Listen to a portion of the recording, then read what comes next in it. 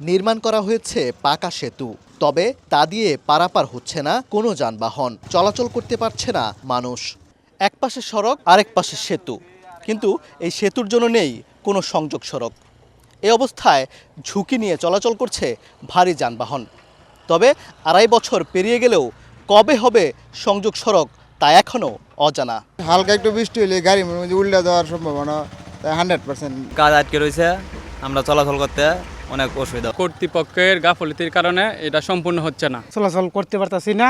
Bridge করে তো লাভটা কি, রাস্তায় ভাঙ্গায়, ব্রিজও চালু হইল না। ময়মনসিংহের ঈশ্বরগঞ্জের সোহাগী ইউনিয়নের বগাপুতা খালের ওপর ৫,৬৪,০০,০০০ টাকা ব্যয়ে ২০২২ সালের অক্টোবরে সম্পন্ন হয় সেতুর নির্মাণ কাজ। তবে সেতুটির দুই পাশের প্রায় ৩০০ মিটার ভূমি অধিগ্রহণ জটিলতায় আটকে আছে সংযোগ সড়কের কাজ। জমির মালিকরা বলছেন, ভূমি অধিগ্রহণের অর্থ না পাওয়ায় জমি ছাড়ছেন না তারা।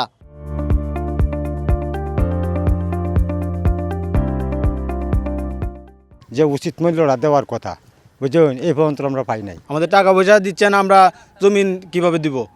আমাদের জায়গা সম্বল এতটুকু জমি নিচে টাকাটা দিলে তো আমি অন্য রাখি আমরা চাষাবাদ করে খাইয়াম। তবে শিগগিরই অধিগ্রহণ প্রক্রিয়া সম্পন্নের আশ্বাস সংশ্লিষ্টদের। এলে শাখা তারা চেষ্টা করতেছে, আমরাও চেষ্টা করতেছি যত দ্রুত সম্ভব অধিগ্রহণটি সমাপ্ত করার জন্য। সমস্যাগুলো চিহ্নিত করেছি, 7 ধারা নোটিশ মনে হয়েছে, আমরা খুব শীঘ্রই 8 ধারা নোটিশ দিয়ে দিব, দিয়ে বলে আপনার এই কাজটা খুব দ্রুত, আমরা অধিগ্রহণের কাজটা আমরা দ্রুত সম্পাদন করতে সক্ষম হব। নির্মিত সেতুটির দৈর্ঘ্য ৩১.২০ মিটার ও প্রস্থ ১০.25 মিটার। সেতুটি চালু হলে উপকৃত হবে ময়মনসিংহ ও নেত্রকোনার ৩ উপজেলার লাখো মানুষ। ওবায়দুল হক, সময় সংবাদ, ময়মনসিংহ।